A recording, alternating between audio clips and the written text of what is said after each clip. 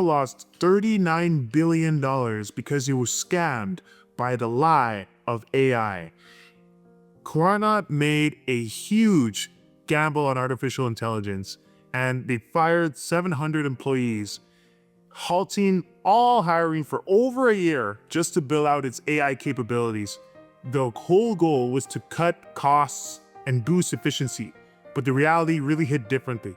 Because what ended up happening, service quality dropped, customers noticed, and the Klarna CEO even admitted cost was too predominant and quality suffered. That decision led to a huge valuation drop, down to $6.7 billion in that single funding round. So what the heck went wrong? What can you learn from Klarna's experience if you're building your own business, raising capital, buying businesses? Hit subscribe to learn how to make sure you don't make this terrible mistake. Let's break down what happened next. The huge $45 billion bet on AI started back in 2022.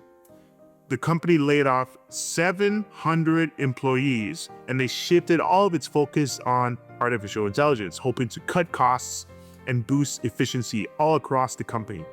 And so the plan wasn't just about automating customer service. Klarna also used AI for translation, analysis, marketing, and they really believed that the systems could handle a wide range of tasks that people used to do. So by partnering with OpenAI, that's the company behind ChatGPT, by the way, Klarna aimed to streamline all of its operations and really lean down and reduce expense. They were overconfident that AI would deliver results. So the reality didn't really match what they were promised. Because customers tried to get help quickly, they always ran into problems. So instead of smooth, efficient customer service, many people found themselves stuck with automated, terrible AI responses that didn't actually solve their problems. So imagine reaching out to a company with a real problem and getting a generic, repetitive answer that leaves you super frustrated. So for a company that relied on trust and reliability, especially in the fintech world, this was a major setback. And so it became very clear that replacing humans with AI wasn't as simple as Klarna had hoped. And while AI could handle straightforward, repetitive tasks pretty well, it struggles when it comes to situations that need empathy, creative problem solving, understanding what customers actually want, especially when dealing with financial issues. And the algorithms couldn't deliver that human touch, at least not yet. So Klarna's CEO, Sebastian Siemiatkowski, I can't even pronounce the name properly, hopefully I got it, he later admitted in 2025 that the company had made a mistake by focusing too much on cutting costs and the loss of quality that came out of just obsessing over cutting costs. He said cost, unfortunately, seems to be too much of a predominant evaluation factor when organizing this. So you end up having lower quality, and a drop in service quality doesn't just frustrate users, it sparks a wave of backlash across social media, negative word of mouth, and reviews online. Longtime customers left Klarna altogether. They were so tired of dealing with automated systems that couldn't meet their needs. They couldn't actually talk to a human. So the company's brand that was once associated with innovation and reliability took a huge hit, and those issues had direct financial consequences. So the valuation of Klarna peaks at $45.6 billion in 2021. And so it took a nosedive and went down to $6.7 billion during 2022. And the market reacted sharply to Klarna's overcorrection to AI and inability to maintain a customer satisfaction or trust. And the company's reputation really took a nosedive and took a hit and suffered. So the main problem wasn't that AI couldn't add value, because it could. It was that Klarna overestimated what AI could do. And especially in roles where human interaction matters the most. Customer service isn't just about answering generic questions. It's about listening, understanding, building human relationships. By removing people from this process, Klarna lost the empathy and the flexibility that only human beings can provide. So customers began to feel like numbers in the system, cogs in the machine, rather than individuals with unique needs. So Klarna's experience is a clear reminder that technology doesn't always replace people, and they can't always replace people, especially when it comes to building trust and having personal connection and personal relationships. The company learned this lesson the hard way.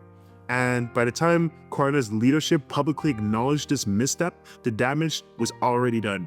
The CEO's recent comments show that the company now understands the limitations of AI and the importance of balancing efficiency with quality. So at the end of the day, what Klarna did next was a bit unexpected. So it was faced with a loss in trust and a damaged reputation. So the company had to find a way to rebuild its relationship with the customers. So the answer wasn't just to bring humans back, it was to rethink how people could be part of the solution going forward. And so Klarna's new approach is completely centered on a remote gig style model that looks a lot different than what they're initially doing. So pretty much, the company isn't rebuilding the traditional call center, support center style of doing business. Instead, they created a system where people, especially students, those living in rural areas, can log in from anywhere in the world and do customer support as needed. So this is Klarna's version of the gig economy, and it's designed to make staffing more flexible and more cost efficient. So for entrepreneurs watching this, it's a reminder that tapping into the remote on-demand talent is a real way to keep overhead low without sacrificing the quality of service. So you're able to scale down and up depending on demand. So if you're buying a business, if you're raising capital, you can apply this strategy, as your business needs change. And so the setup is pretty straightforward and simple. Workers just pick up a shift, they log in to handle customer queries when it fits their schedule, kind of like drivers who handle rideshare and Uber. Klarna gets access to a bigger pool of talent at a cheaper cost. Workers get the flexibility to work and live remotely, to call the shots by their time, and they earn money while they have other commitments. So since 2025, or early 2025, Klarna started testing this model with 2 agents to see how well it worked before they roll it out. So the pilot seemed to do okay. They didn't have any issues, and the experience matched what customers were expecting when it came to a company that is in the financial service arena. And so they took a cautious approach, but it shows that they're serious about getting it right this time. So if you're a Klarna customer, they do buy now, pay later, it means that the next support interaction that you have could be with somebody working on a kitchen table or a student dorm instead of a big call center, sort of like, unfortunately, like human slavery, how it used to be. And this will make the experience feel more personal, responsive, and Klarna's leadership has realized that while AI can answer pretty simple questions, customers want to feel heard. They want to feel understood, especially when dealing with their private financial matters. So Sebastian Simakowski, Klarna CEO, he really said it's important that customers always have the option to talk to real people, real human beings. For Klarna, it's more than just support. It's about rebuilding trust that they lost and showing customers that they're valued, that they're human beings. That's a lesson for any business owner to take to heart. So whenever things go wrong, doubling down on the customer experience is always the way to recover trust. So one big advantage of this gig economy that they set up is, flexibility. So students can work between classes, people, in rural places can connect and work with this global brand to, set up and fix the issues that Klarna had before.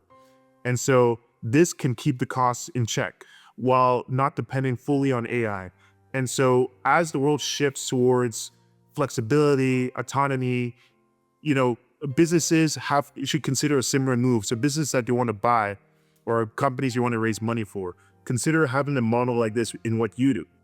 So Klarna's gig economy is still in the early stages, so it's a clear attempt for them to balance technology with human connection, because the main thing is to fix what went wrong without abandoning the efficiencies that the tech can offer. So whether this approach becomes the blueprint for other companies remains to be seen. So it's a practical example, I think, of how a business can adopt when their first bet doesn't work out. So this brings us to the bigger picture. What can we learn from Klarna's journey, and how should entrepreneurs think about the role of technology versus the human touch when it comes to their own businesses?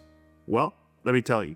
So Klarna's experience highlights that even billion-dollar companies can make expensive mistakes. And it also shows the ability to adapt, because decisions driven mainly around cutting expenses can end up costing much more in lost trust. So in a 2024 survey of 1,400 executives, over half said they regretted replacing humans with AI. So it's a sign that Klarna isn't alone in facing these challenges. For Klarna, it's pretty simple. The answer is about balance. So as Sebastian Siemiatkowski said, the CEO, butchered in pronunciation, he said that basically people need to know that there will always be a human if they want one. So technology can drive efficiency, but customer trust comes from a human connection. So if you found these lessons helpful for your own ventures, just like and subscribe to this channel if you want to see more examples of how business acquisitions, raising money, or launching and growing your business can be applied based on these real-life case studies.